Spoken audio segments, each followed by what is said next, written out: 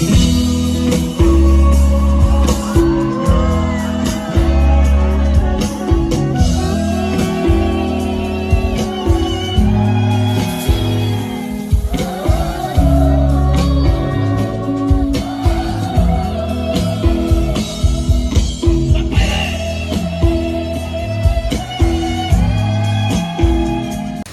Hello everyone, welcome back to my new blog. I hope सबैजना सन्चै आरामै हुनुहुन्छ होला र म पनि सन्चै आरामै छु। र आज हामी चाहिँ भ्यू टावरमा यसो नाइट पार्टी भन्छ क्या, त्यसलाई के भन्छ, नाइट क्याम्प। अब नाइट अब जे भने नाइटमा बुझौँ न है, अलैँची पाउनु भन्न चाहिँ।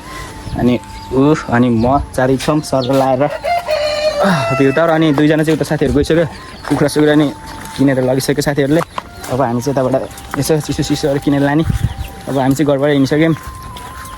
अनि जानु चाहिँ धेरै टाढा आज हिँडेर जाने, साँझ टक्क राति गएर बस्ने हो। उता माथि बादल लागेको छ, उता गइन्छ। आज चाहिँ सरर लाएर खालको नाइट बास भनेको त्यति हुन्छ। सो म चाहिँ अहिले साथी घर आइसक्यो, दुईजना साथीहरू यहाँ काम गरिरहेको। यहाँ आन्टीलाई पनि मैले भेटिसकेको छु। आन्टीखेरि मस्त मोबाइल हेर्दै बस्नु भएको र यहाँ आएर सरलाई भेटेर पनि साथीहरूले केटाहरूले यस्तो गरेर बसिरहेको छ होइन। कुखुरालाई चाहिँ पुत्लै पारेर अनि म आएर अचार पनि बनिसक्यो। अब यस्तो रेडी गरिसक्यो। अब हामी जान रेडी हुँदैछौँ। अब धेरै टाइम लाग्दैन, हामी जानु चाहिँ एकदमै टाढा खायो, फेरि एकदमै टाढा है। त्यहाँ माथि डाँडामा एकदम टाढा। यो बन्छ चाहिँ चल्यो क्या, चञ्चली नक्कली हो। अब हामी रेडी हुँदैछौँ, सर लाएर जानुपर्छ। आजको रात कस्तो होला त, आजको रात कस्तो होला र के हुन्छ कसरी हुन्छ एकदमै मजा आउँछ।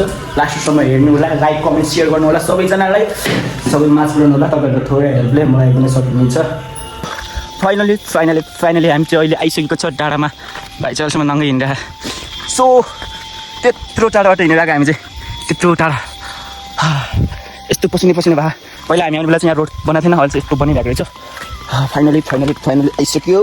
अब चाहिँ एकछिनमा रेस्ट गरेर सर लाएर रातिको तयारी हाल्नुपर्छ, किनकि हामी आज बाहिर नै हुन्छौँ, भित्र हुँदैन। सो त्यही हो, एकदमै गाह्रो भयो आउन चाहिँ होइन। अब हामी ढिलो आएको थियौँ, 4 बजी आइपुग्यो। 4 बजी 7 बजीसम्म लाग्यो, 7 बजिसक्यो पनि हामी यहाँ आउन 4 बजी 7 बजीसम्म लाग्यौँ। फाइनली आइपुग्यौँ। अब एकछिनमा चाहिँ तयारी हानिन्छौँ। ओ बजे के बनाले ए हजुर मेजरको बागे निकाला त। सो फाइनली सो सरी, धेरैचोटि फाइनली भनिसकेँ। र अहिले चाहिँ भ्यू टावरमै आइसक्यौँ हामी चाहिँ, अँध्यारो पनि भइसक्यो। अब उतातिर चाहिँ आलु बालु रेडी हुँदैछ भने यता अब म चाहिँ मलाई लगाइरहेको छु। इट इज मी ल यस्तै खै त। अब मैले बुझ्नु खाने कस्तो कुरा होला खाने अहिले बिस्तारै।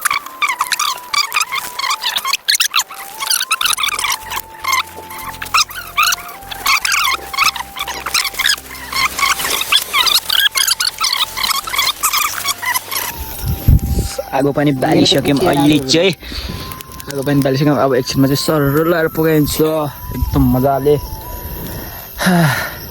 पकाइ चाहिँ भिजा लगाइराखेँ। म चाहिँ अब यो यहाँ झिरमा उन्न लगाइरहेको छु। टक्क लाइन गइदिने त्यो है सर, कस्तो लाइट सब जान्थ्यो।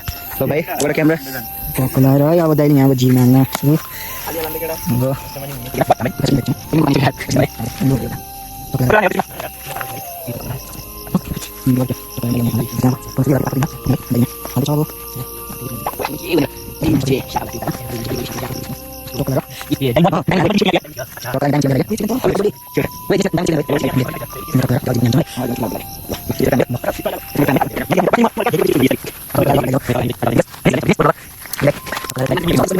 अहिले चाहिँ पाकिसक्यो हाम्रो सेकुवा चट्ट होइन, एकदम बवाल बनिसकेको छ है, एकदमै बवाल बनिसकेको छ। चट्टलाई यस्तो चुटालेर हान्दैन, अझै चोरेर खानु जस्तो भएको छ क्या। किन चोरेर खान मिल्दैन, आफ्नै हो है। बवाल भइरहेको मासु यहाँ अझै छ, अझै 2टा ठुल्ठुला कुखुरा यो चाहिँ मजाले पुग्ने। यहाँ आगो पुग्न बस्न एकजना अघि पोलिसक्यो यत्रो धेरै। अब खाना लाग्यो, तर पहिला म एक बाइट चाहिँ चाख्छु ल। लाएर बब्बल बन्यो एकदम बवाल बन्यो। अब हामी चाहिँ खानतिर लाग्यौँ।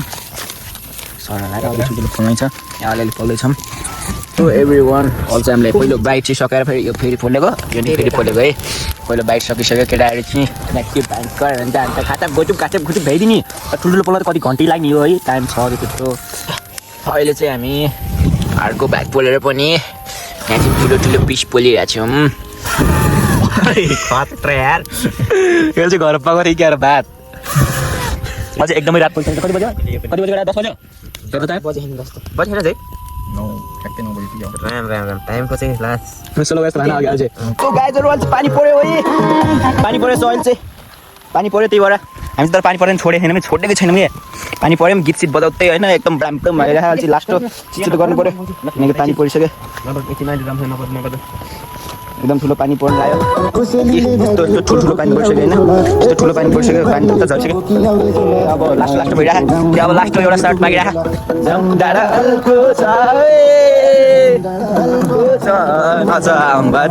मायाको जलको छ सो लास्ट भइरहेको है अनि हामी चाहिँ भोलि बिहान अब फर्किन्छौँ अब हामी चाहिँ यो चाहिँ चट्ट लाएर पारिसक्यो अब खाइन्छ पानी पनि परिरहेको पानी परेको दाम चाहिँ सर पानी परिरहेको है चट्ट लाएर अनि सरतिर परेको छैन यता डाँडातिर मात्रै सो अहिले चाहिँ हामी यस्तो हान्दैछौँ है कम्ती र हामीले बिर्स्यो के यो बिर्स्यो नि यो यस्तरी गर्ने यो काँक्रा कर्याम बबल मिठो होला है यो काँक्रा चाहिँ देउटाको सेकेन्ड फ्लोरमा मासु गरम फेरि वान्समा हाल्छ देउटाको सेकेन्ड फ्लोरमा मासु गरम ल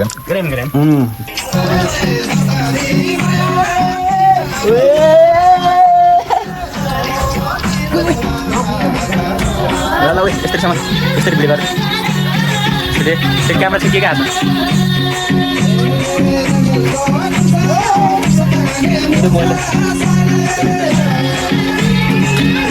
नाचौ केटा नाचौ ल नाचौ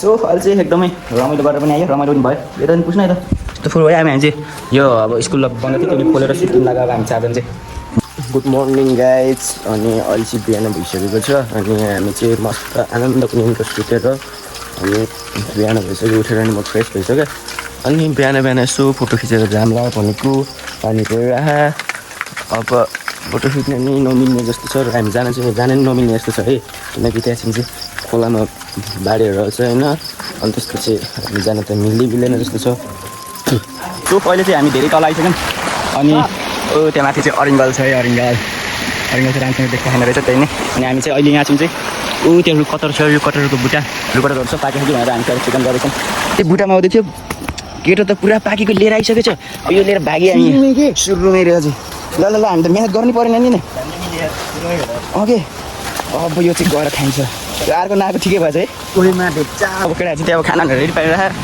अब खाइदिने नि त कटाउ त अब हातमा चिलो त्यो चोप्टी लाग्छ भयो भने दिने पर तर पर त छिटो उयो बबल मिठो पाके खाएको पाएन चाहिँ वेट एउटा गममा हालिदिनु त कटर है